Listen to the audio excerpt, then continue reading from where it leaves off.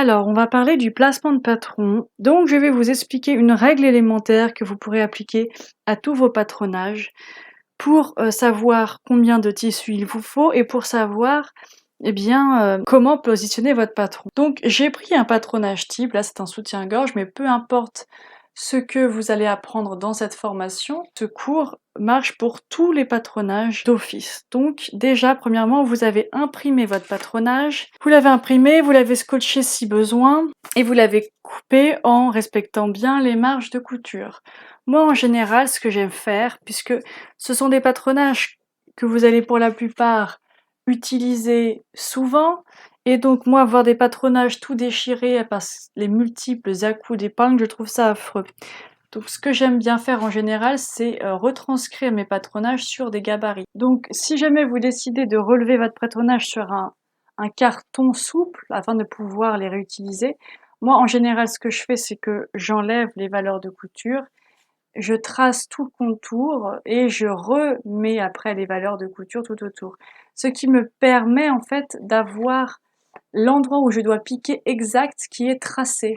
Et donc comme ça, il n'y a pas de problème. Parce que quand on a tracé notre patronage et qu'on enlève notre patron, eh bien, ok, on sait où on doit couper, mais on ne sait plus exactement où on doit piquer.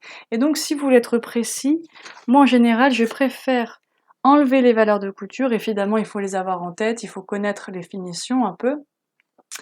Mais j'aime bien enlever les valeurs de couture, tracer tout autour de l'endroit où je pique et ensuite rajouter avec un réglet les valeurs de couture tout autour. Mais ça dépend de chacun de vos préférences. Mais dans tous les cas, c'est bien de retracer votre patronage papier sur un format carton qui va durer dans le temps. Donc ensuite, la règle de base pour faire son placement de patron, c'est évidemment de respecter les droits fils. Donc les droits fils, c'est quoi? C'est ces flèches qui vous disent, voilà, de respecter le droit fil. Donc en général, le droit fil, c'est le bord de votre tissu, c'est la lisière. Je vais légèrement décaler, voilà. Donc en général, le droit fil, c'est le bord de votre tissu, c'est la lisière. Donc il faut mettre le droit fil, la flèche, parallèle au bord de votre tissu. Donc là, vous voyez, le bord est à 11, je vais mettre ici, on va le reporter à 11. Donc là, c'est à 11. Hein, à un moment donné, vous aurez l'œil, vous n'aurez plus besoin de prendre votre règle, vous verrez bien que c'est parallèle. Et donc là, c'est pareil. Donc c'est soit parallèle, soit perpendiculaire. Vous pouvez très bien le mettre aussi comme ceci, et celui-ci comme cela. Mais vous pouvez aussi tourner votre pièce, hein. Vous n'êtes pas obligé de la laisser exactement sur l'endroit. De toute façon, c'est un x2. Donc, même si vous le tournez, il y aura quand même deux pièces qui seront symétriques. Voilà, donc vous pouvez aussi le mettre comme ça. Si vous voyez que ça marche mieux comme ça, que vos pièces s'emboîtent mieux, que ça vous fait gagner plus de place.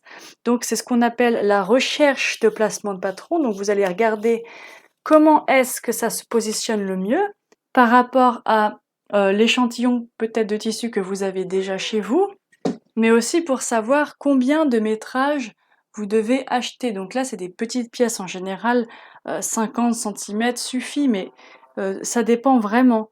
Donc, je vous invite à imprimer votre patronage, faire une recherche sur votre table, regarder comment est-ce que ça s'emboîte mieux. Voilà, est-ce que c'est comme ça?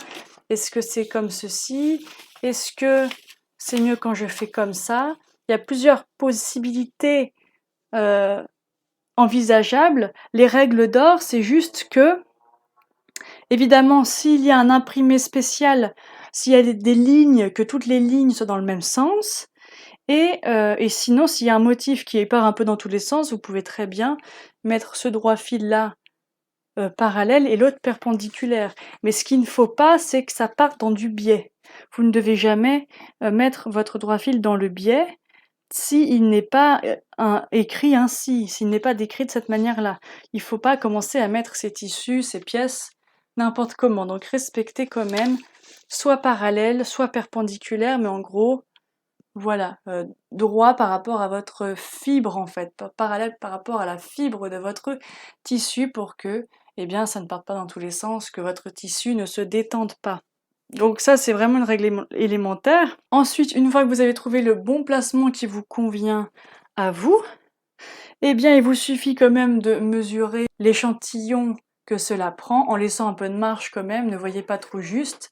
N'oubliez pas que c'est du x2, donc il faut 2 épaisseurs, et vous saurez exactement combien de tissu vous avez besoin. Voilà, c'est tout pour le placement de patron, j'espère que j'ai été claire. Vous venez de me découvrir par le biais de cette vidéo, sachez que je donne des cours de couture en ligne et j'ai décidé de vous apprendre à coudre de la lingerie. Je vous invite à aller sur le site, le lien est en description. Et là, vous avez accès à toutes les formations proposées, vraiment facile pour les débutants. Je me suis vraiment mis à la place de quelqu'un qui débute en couture, lingerie, qui n'a jamais cousu de lingerie de sa vie.